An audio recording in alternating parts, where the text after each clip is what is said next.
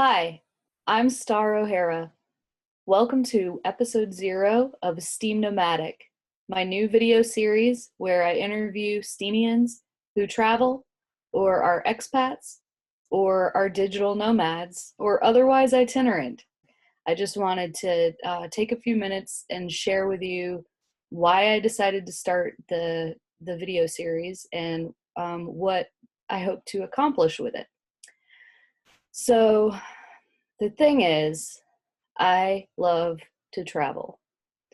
And ideally, my ideal life circumstance would be that of kind of a digital nomad where I go different places and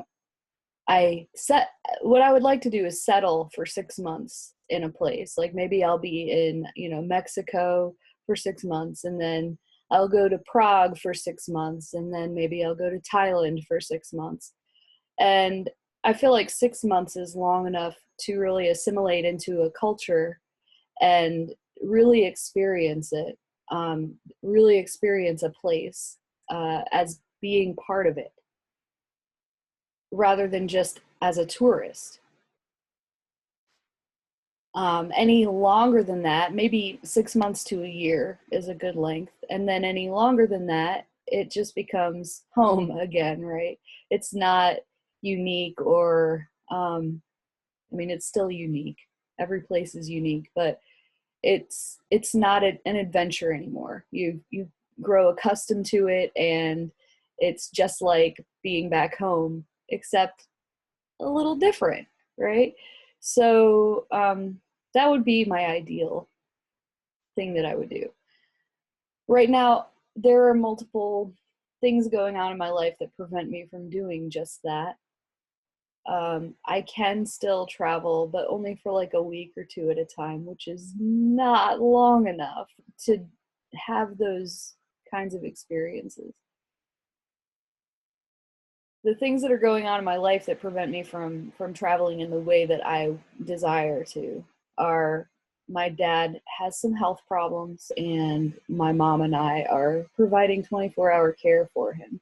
In addition, I also have a family, a husband and a 12-year-old daughter, and we would like to take this, digital nomad family tour and have it be like a family thing, but it's just not, now's not the right time for it. So I was giving some thought a few weeks ago, I wanted to just leave so bad and go, anywhere on my list of 20 priority places to go in the world. Um, and it was almost painful that that I hadn't been able to for quite a long time. When am I gonna be able to do this? When is this gonna happen for me? It's not that I haven't, put the work into it and tried to do the things that I could do to make it happen, because I have. It's just life circumstances come up that prevent you from achieving your vision sometimes. And so I gave a lot of thought to what is it that I love so much about travel and, going to different places in the world that I can't do here at home in the mountains of North Carolina, which actually is a gorgeous place, great weather, awesome people, very nice music scene, decent food, like better than decent food, lots of great natural scenery and outdoor things to do and entertainment. But for some reason, I'm just not satisfied being here at home. And maybe it's because I've been here for so long and I'm growing bored of it. But, the question was, what is it that I can't get here that I feel like I could get from being constantly immersed in new places and new cultures and new experiences? Well, part of it is the newness, It's hard to create newness in a place that you've been for 18 years with the same people you've been with for 18 years. A lot of people travel because you know, if you ask them why they love traveling so much, it's, you know, it's the scenery, seeing different places. You know, a lot of people, they go to a place and the first thing they want to do is see the national landmarks. You know, they go to China and they want to see the Great Wall, or, you know, they go to Paris and they're going to see the Eiffel Tower, and, you know, that's their thing. They want to see all the wonders of the world, and the, you know, the art museums and the fantastic architectural wonders, and, you know, all of this stuff. But that's not really it for me. I mean, I enjoy seeing those kinds of attractions, and seeing that, you know, beautiful natural scenery in all the places I go, but that's not it for me. And some people travel because they enjoy the feeling of constantly, you know, being on the go and moving from place to place, and it's exciting, you know, and that's a little bit of that newness, maybe a more extreme version of what I feel. I don't really want to always be on the go. The actual act of traveling and getting from point A to point B can be stressful, and I don't want that to be my thing all the time, you know, the thing that I'm engaged in. I want time to experience, to discover, to explore, um, a place, to get to know it, to become, you know, maybe to become a part of it in some small way for a while. Uh, so that's not it for me either. And then there are people who like food, and the food and the cultural experiences and stuff, like, you know, they want to go try like Korean barbecue in Seoul, and they want to, you know, they want to like go shopping and buy a silk kimono, or you know, a bento box or whatever. The thing is that they can get where they are, and I love that too, but that's not it for me. That's not the thing that drives me. I can get Korean barbecue here. It's probably not as authentic, but, you know, I love food, and I love, you know, cultural experiences. But as much as I love it, that's not the reason why I'm so driven to travel. And I realize that the reason is people. So when I go to a new place, and it it can be any new place really. It can be, you know, like last month I went 2 hours away to a farm in Tennessee that where the landscape was very similar to where I live. It's the Appalachian Mountains, and it was a very similar neighborhood to the neighborhood I live in. It's a rural farming community, kind of a hillbilly holler place, and so it wasn't that much different from what I'm accustomed to. But I got to meet these wonderful new people and really develop, you know, develop friendships with them, and spend evenings, you know, late into the night talking about things that we were mutually interested in, which in this case was writing. Um, I've been to Anarchapulco twice. That's a conference in Acapulco, Mexico, uh, which is the largest gathering of anarcho-capitalists and voluntarists in the world. And it's not the conference that's so exciting for me. It's meeting people that are interested in the same kinds of things that I am. And just this, you get this energy and this like synergy from being able to talk to new people and meet them, and like, and really connect with them.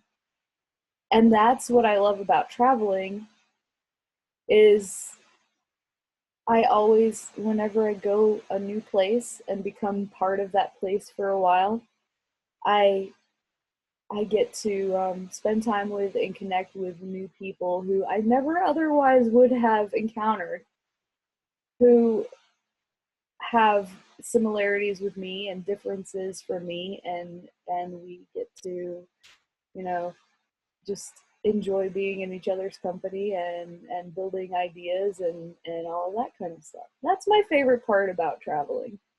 And also, you know, meeting other travelers and spending time with them, other people who are passionate about this discovery and exploration that is so important to me in life, not just in traveling, but in life. You know, you don't want your every day to be a monotonous, you know, facsimile of the day before.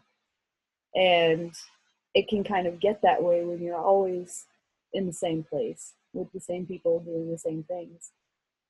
Um, so, since I can't travel in the way that I would like to at this point in my life, and I was on Steemit, I've been on Steemit for a long time, but recently on Steemit, it's occurred to me that there are a lot of people who on Steemit who do travel a lot and live that lifestyle that I would like to live.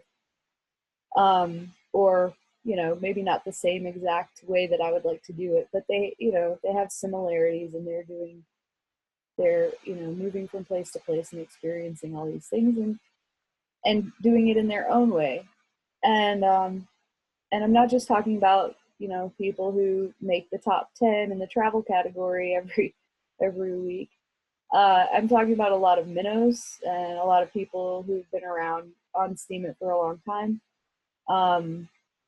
but aren't, you know, certainly aren't like big dolphins or whales. And I decided that wouldn't it be cool if I just talked to those people about what they're doing, and I could use that, you know, to kind of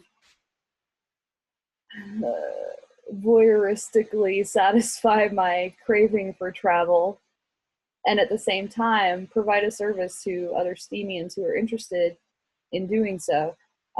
So what I'm suggesting here is a weekly video series. I plan to post them on Fridays, and I'll be interviewing a different Steemian almost every week. Sometimes I might just do, you know, like this right now, like a candid, intimate one-on-one with Starr. But usually it'll be an interview, and it'll be a Steemian who travels or who is an expat who shares that passion for discovery and curiosity about the world. And I will be asking them questions about, you know, their experiences and what kind of adventures they've had in their travels and challenges they've faced, how they sustain their lifestyle, you know, monetarily, you know, how they get around, transportation from place to place. They might have tips or for people who are interested in embarking on that sort of lifestyle. And I think it's going to be a lot of fun. And I hope that you will continue to check us out every Friday. The show is called SteemNomadic. I'm going to be trying to post it on Fridays at around 3 p.m. And my first episode, this is technically the first episode, but it's episode 0. So episode 1 will be aired next Friday. And my guest for that show is Kenny Palorentano, Kenny's Kitchen on Steemit. He's a great guy, and I think a lot of you know him. And he's going to be talking about his experiences cooking at rainbow gatherings, hitchhiking, and just his kind of philosophy on life and travel. I have some more great guests planned for later on this month. And I hope that you will be just excited about this as I am. And if you or someone you know on Steemit, if you think would make a really good interview partner for me, please let me know in the comments on this post. So I invite you to tune in every Friday for a fresh episode of SteemNomadic and see what your fellow Steemians are up to out there on the road, on the seas, in the skies.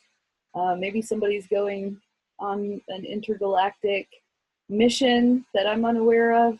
You never know.